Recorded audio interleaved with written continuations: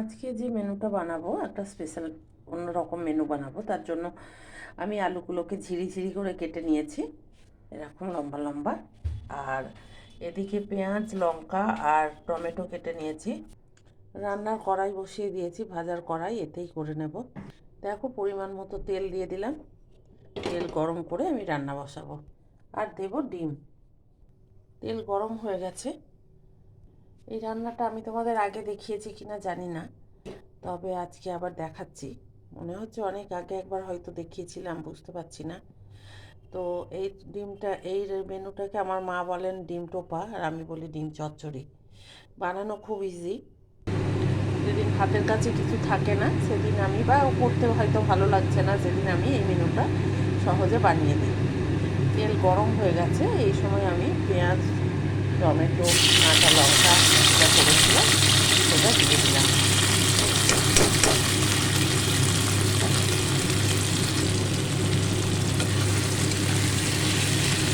পেঁয়াজটা হালকা ভাজা করে নেবো।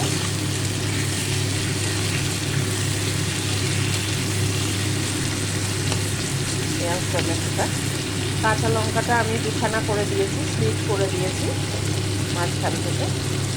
কেউ যদি আলু খেতে না চাও তো পেঁয়াজটার একটু বেশি পরিমাণে বাড়িয়ে দিও। আর আমাকে ছেলের জন্য আলু দিতে হয়, একটু আলু দিলেও খেতে ভালোবাসে।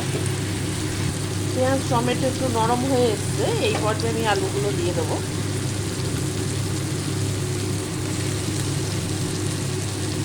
আলুগুলো দিয়ে দিলাম, আমি একটু বেশি আলু দিয়েছি, সেক্ষেত্রে আলুটাও তোমরা কম দিতে পারো।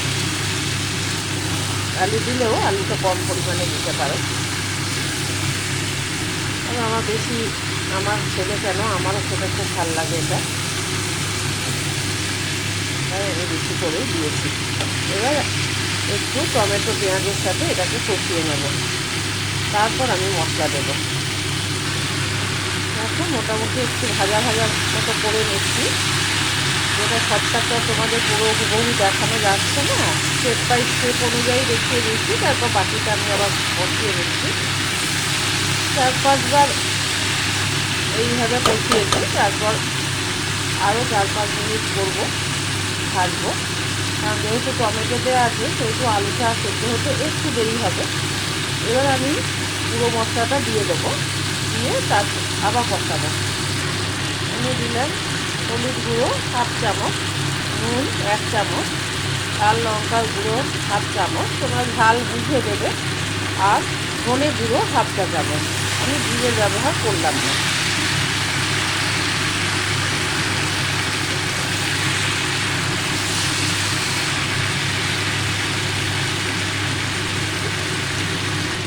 এক ইঞ্চি মতো আদা আমি গ্রেট করে দিয়ে দিলাম এই গ্রেটারে। আর এটুকু তো আঁশটা রয়েছে, এটা আমি লিকার চায়ে ব্যবহার করে দেবো।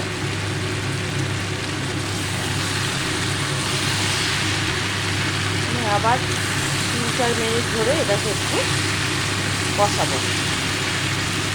এখন শীতের সময় তোমরা চাইলে মটরশুঁটি দিতে পারো, সেক্ষেত্রে আলুর পরিমাণটা কম রাখতে হবে, পেঁয়াজের পরিমাণটা বেশি রাখলে। 3-4 মিনিট হয়ে গেছে, এই যে বুঝতেই পারছো কষানো হয়ে গেছে, বেশ রসালো হয়ে এসছে। এই সময় আমি অল্প করে গরম জল অ্যাড করে দেবো।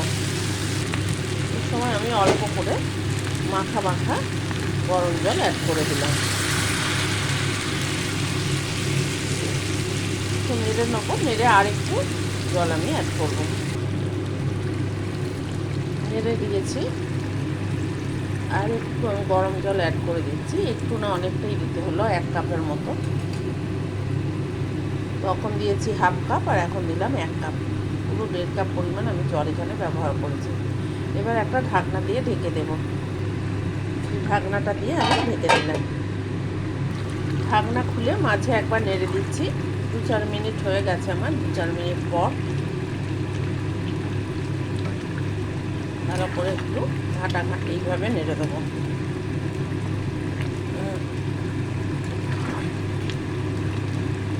তাহলে আলুটা একটু ক্যাটক্যাটে মতো হয়ে আসবে, ঘাটা মতো। আর নুন মিষ্টি রেখে নেবো। আমি তো মিষ্টি দিই না, তোমরা চাইলে একটু মিষ্টি দিতে পারো। একটু গরম মশলার গুঁড়ো দিয়ে দিচ্ছি।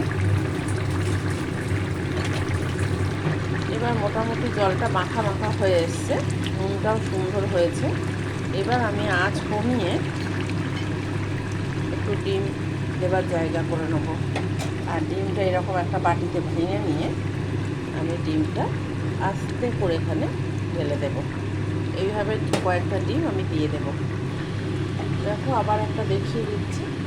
এই যে একটু জায়গা করে নিলাম, জায়গা করে নিয়ে আমি আর একটা ডিম এর মধ্যে দিয়ে দিলাম। এইভাবে আমি 5টা ডিম দিয়ে দিলাম। তোমরা বড় পাত্র হলে যতটা খুশি দিতে পারো। এবার আমি আবার ঢাকনা দিয়ে ঢেকে দিলাম। 3 মিনিট পরে ফিরে এলাম। দেখো আঁচটা কিন্তু আমার কমানোই আছে। ডিমগুলো আর একটু শক্ত হবে, ডিমগুলো এখনও শক্ত হয়নি, এই জন্য আবার আমি ঢেকে দিলাম।